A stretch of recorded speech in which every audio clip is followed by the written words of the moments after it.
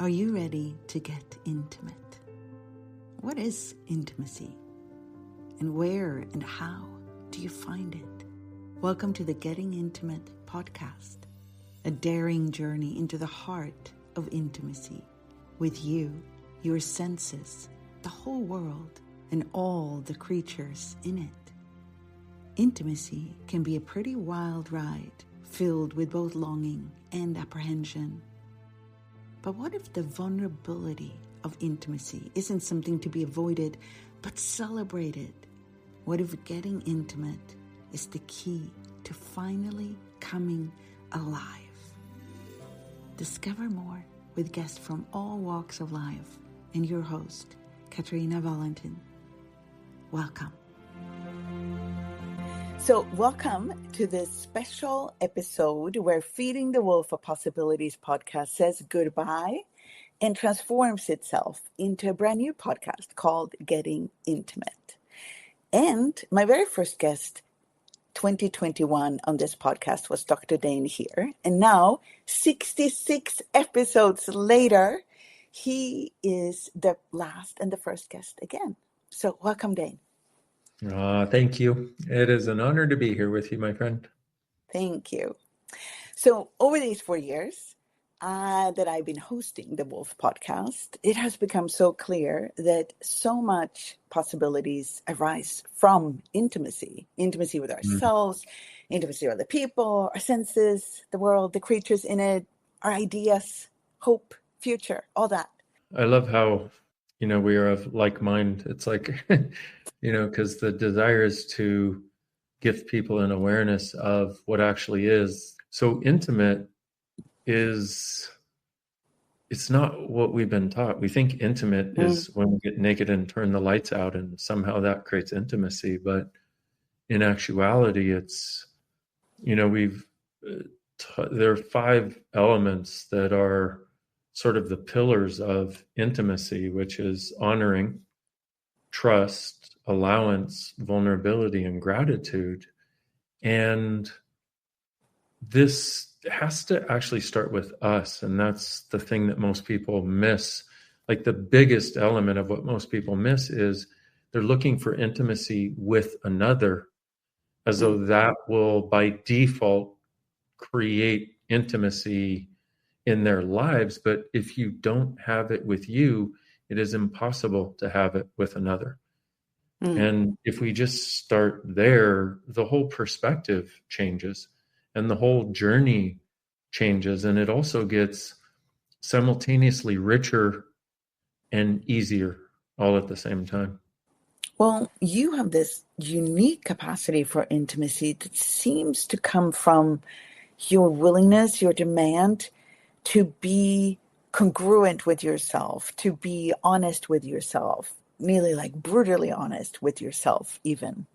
For me, it's something I so dynamically desire and have desired my entire life. And one of the things that I noticed was, like everybody else, thought that the promise of being together with another would create intimacy. And yet what I found is the more we were together, the more walls of judgment built up. And it's almost like in some ways seemed to be closer, but in some ways we were further separate than we were before. And I also noticed that one of the things that really opened my eyes was I would meet brand new people and they seemed to have less judgment of me than my family, less judgment of me than people I had known for years or people I was in relationship with in different forms. And for me, I'm an observer. So when something like that occurs, I don't rush to a conclusion. I just go, huh? Like the dog turning its head like, huh? And so I sat with that for a very long time because I didn't know what was going on. I just noticed that I had more a sense of an ability to be whatever I was around people that I didn't know as well, quote unquote.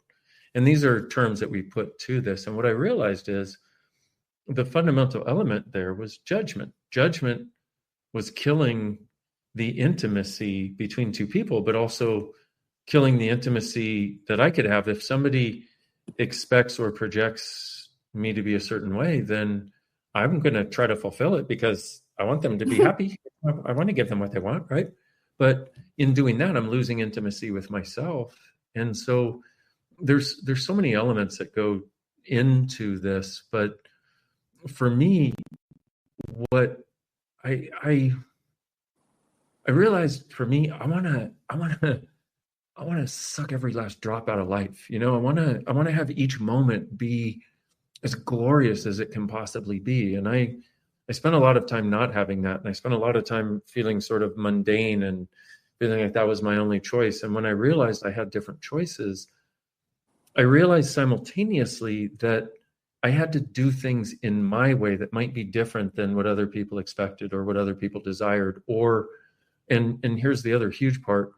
I had to do things different than what other people had placed as the conditions of the way I should be and do in order to have intimacy with them. And I want to point one other thing out. People think that being honest with themselves about themselves means they're willing to look at all of their ugly stuff, which there is a place for that. There's a place for being willing to go, okay, I screwed this up, or I'm really an asshole in this area. And okay, cool, I can be with that. But the other side of that we're missing is we're not willing to be present with what's truly great about us. And so, and I just have to add that in this conversation. It's an integral part of the conversation, because people think if I'm going to be intimate with me, I'm going to be brutally honest with myself, I'm going to look at all my ugly shit. Well, yeah, but if you're going to do that, then if we're truly following this to a path of intimacy that starts with self and leads to us having it with the entire universe of everyone and everything, then we've also got to include the greatness and the kindness and the gentleness and the joy and the wonder and the different ways that we look at things that are so unique to us, that are a gift. And what you're saying is basically, there's no point in being brutally honest with yourself if you're going to judge yourself and tell yourself how bad you are. It's the willingness to be with everything you are with no judgment. That right there. This is the most important part of not judging, is not judging when you're judging. In other words, the way to get to truly not judging is to get over judging you for judging when you're judging. So really, fundamentally, we can either have judgment or intimacy. Really want to simplify it. And that's with us or others, us and others. But we don't judge others unless we have a judgment of that same thing against us. So what makes us yearn so much for intimacy while simultaneously desperately avoid it? We yearn for what we believe we don't have, and we avoid what would make us two things. One, what would make us so different from others that we didn't believe we needed others anymore. And number two, what would make us so different from normal that we no longer function from need as our primary basis of reality. We've got to be willing to have that kindness for us, to where we're willing to not have to be perfect. Oof, that could be an entire podcast, an entire series of podcasts on its own. Have to be willing to not be perfect, and have to be willing to recognize, if I am judging me, then I have a different choice. And I'm willing to care for myself enough and value myself enough to walk the path to have a different choice. So we mentioned the 5 elements of intimacy before, and it's something that will vibrate through every single episode of this podcast. So would you be willing to just talk about each of them, just briefly mention what they are? Well, and these 5 elements are just 5 things that can help you get a sense of the energetics of what intimacy can be. We keep thinking the words are the solution. They're not. They're a way of pointing out the energetics of being intimate with self and everything. So first is honoring. Honoring means to treat with regard. When you treat you and others with regard, you have one of the elements of intimacy there, which means you don't disrespect them or you as a being. You you don't disrespect them by coming to conclusion about what's going on or their life path or anything else. And you don't, and so you honor them and honor you. Trust is a very interesting one, because a lot of people think that blind faith in someone is trusting them. No, the only person you can trust is you. You need to trust you and trust your knowing. And that will allow you to trust that the person, if there's another person involved, that they will be exactly as they are. They will be exactly tomorrow the same person they were today. And if you can be okay with that person being that person, then you have something that can allow intimacy to be there with both of you. So you can only trust you. You can trust them to be exactly as they are. Don't expect that they will change based on your loving them or based on anything you're going to do for them. If you're not, and this goes to more of the sort of intimate relationship, but also business relationships, but also friendships. If you're not willing to have them be the exact person tomorrow that they are today, then this is not somebody for you to have an intimate friendship, relationship with, or anything else with, because you're already in judgment of who they are, and you're thinking you're going to fix them and make them better, which is the antithesis of intimacy. And there's a lot of people that do that. Oh my God, they'll be so good once I change their outfit, and once I get them on a food regimen, and once I get them to work out, and once I get them to like me better. And no. Anyway, so that's trust. So honoring trust. Allowance is where everything you choose and everything a person chooses is an interesting point of view, meaning you're not judging, you're not doing superiority, you're not doing inferiority. When you actually have allowance of you, it is one of the most beautiful gifts in the world, because you walk through the world with your head held high and you like the person looking back at you in the mirror. Vulnerability. Vulnerability is, here I am, warts and all. I don't have to point out the warts and show you them in a magnifying glass and put them in front of your face, but I'm also not going to hide them. It's like, I am an amazing and phenomenal person, and I still have points of view. I still have judgments. I still have limitations. But for the most part, I'm pretty fucking cool, like, and it's just that. And so when you're willing to have vulnerability with you, you can then have vulnerability with another. And vulnerability is also where it's told that it's weakness in this reality, but actually it's ultimate strength, because you don't have to prove anything anymore. You don't have to hide any part of you anymore. And you don't expect that somebody else is going to prove. You don't make them hide parts of them. You be there. And this is where the allowance also comes in. You be there as a space of allowance, which is a space beyond judgment. And it's so beautiful what a person is allowed to have the freedom to be that they've never been before, even if that person is you. And then the last element is gratitude. Gratitude is one of the greatest sources for for creative possibility. You can either have gratitude or you can have judgment. You can either have gratitude for what you've experienced, or you can have avoidance and separation and wrongness. Gratitude melts all wrongness out of existence. And that's a choice that we have.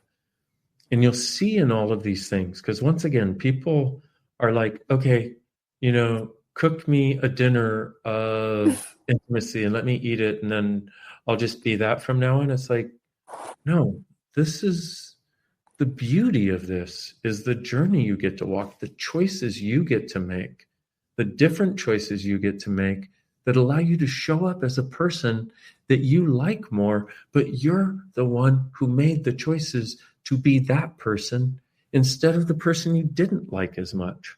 That is empowering beyond belief. And as you choose it, nobody can take that away from you. It's really beautiful.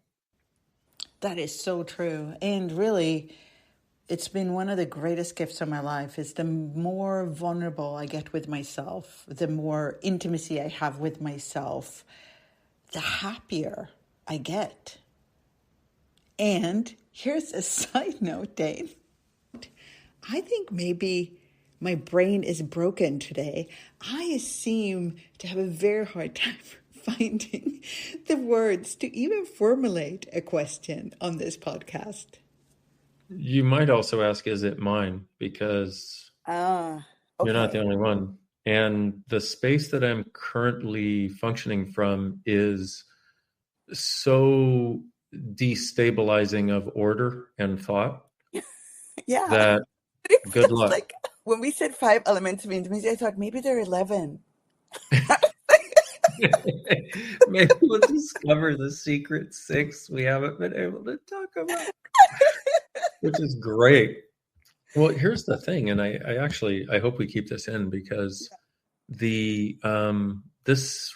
what we're having right now is actually intimacy. Yes. And it's the way to get to intimacy, where you recognize, and neither of us, like in the rest of the world, they try to come to conclusion about what it is, or they'll come to a judgment, or you judge you, and then I'm supposed to judge appropriately to be either a good person or a bad person, whether I'm supposed to make you right or wrong, depending on my position and my whatever. And we don't have that. We have a desire to each be as much of us as we can in each moment and expand that, but also contribute to other people how this journey actually looks, to choose more consciousness, to choose to have actual choice from intimacy.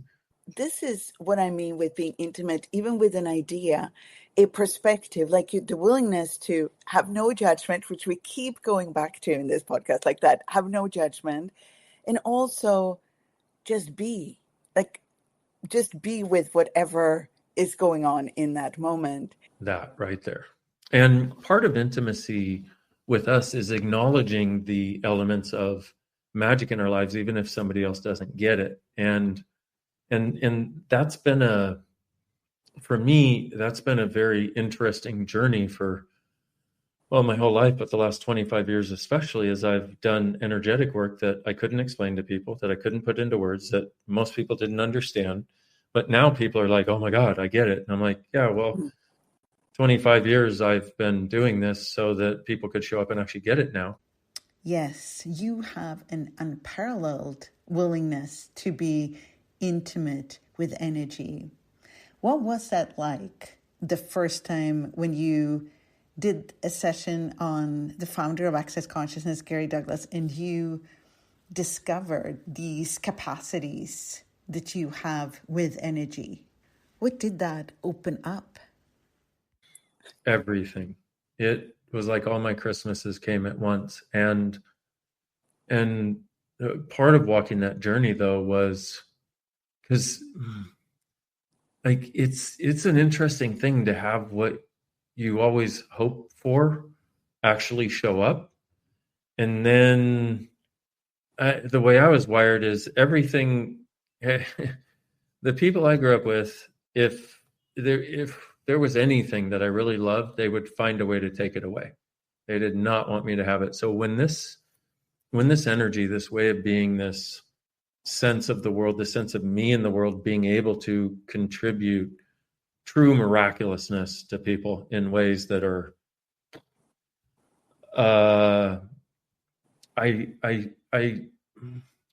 simultaneously being it and continuously exploring the bounds of what would be possible. There was a lot of energy I was putting into doubting me and doubting it, and also trying to couch it or box it and define it in such a way that other people could understand it, so they would receive it and not reject it, because they knew if they would receive this gift, it would change their whole worlds.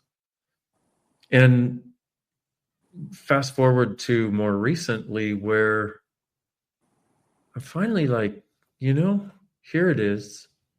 I actually am willing to know that there's this miraculousness, and you choose what you do when you do. I don't have to explain it to anybody. I also don't have to try to hide it. The intimacy is allowing each thing to be the gift that it is, and not believing that we have to limit it with our logic of what's possible. We let it be the gift, even if that gift, and especially if that gift is miraculous, even if it makes no logical sense. That's part of the intimacy that we can have with the miraculous elements of this universe all around us. And let's face it, for the people listening to this, I think our fundamental idea is, if there aren't magic and miracles, why the fuck are we here? Yeah, and that takes intimacy to a whole new level, because you were talking about the intimacy with energies, with every single molecule, and taking that even further into the weird and wacky zone. What about being intimate with the future? We got to recognize the future is not solid. It cannot be seen as such as we can see the present. We can perceive it as wisps and whispers of energy. If we will not avoid the intimacy with our awareness, and we will embrace that we have awareness, rather than what most of us have been taught to do is to try to shield ourselves from awareness, because the things we're aware of, there's so many yucky things to be aware of.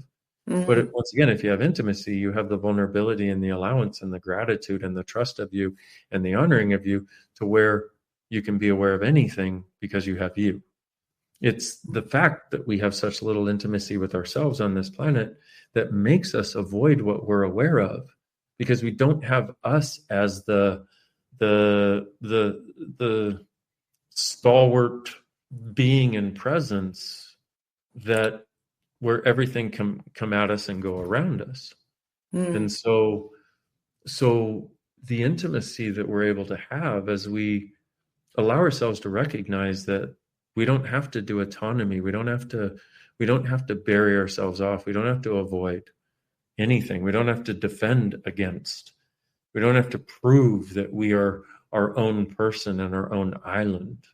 See, the intimacy with us, what it really gives us is intimacy with the entire universe.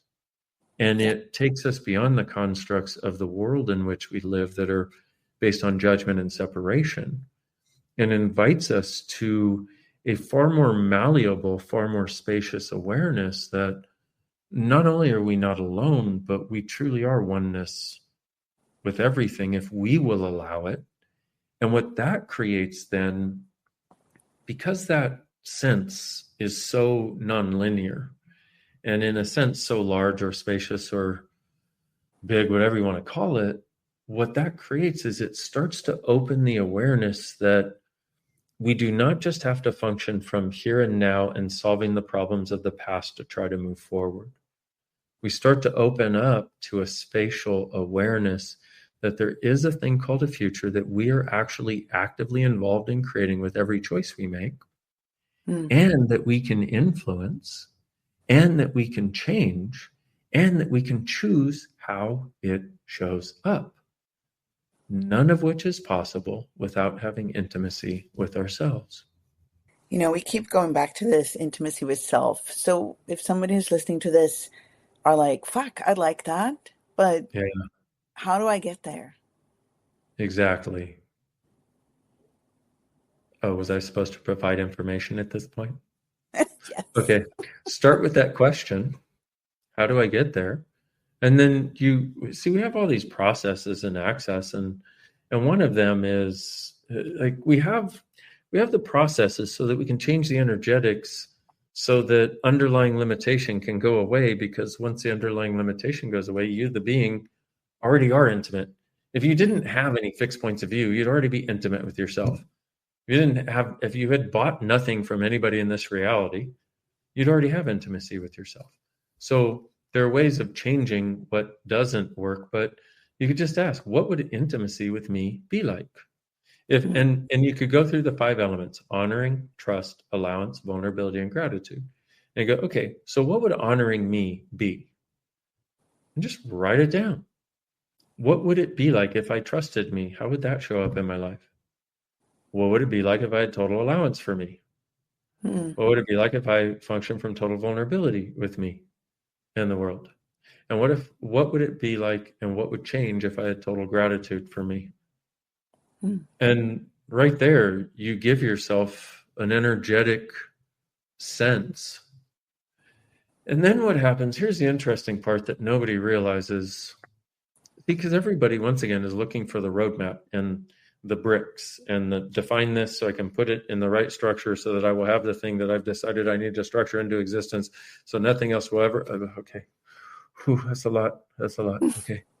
So instead, what most people don't realize is in that moment of saying, what would it take for me to have intimacy with me? You have just opened the door and the universe is actively contributing to making that happen.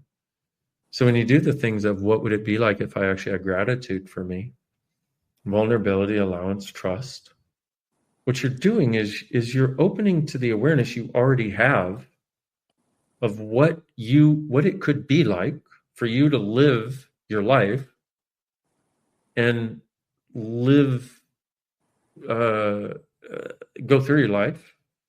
There were other words that escaped my brain in that moment. But you're giving yourself the energetics, and the energetics is what you require. Yeah. Because when something is not that, we've said forever in Access, what's true makes you lighter, a lie makes you heavier. So when something has a heaviness, and you'll be able to start perceiving when that heaviness is a lack of allowance or a lack of gratitude, a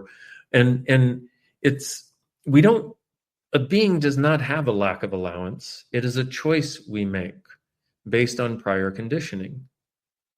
So we're choosing to not be an allowance of us. We're choosing to not have gratitude for us because we learned to choose not to have allowance for us and not have gratitude for us and not to honor ourselves and not to trust ourselves.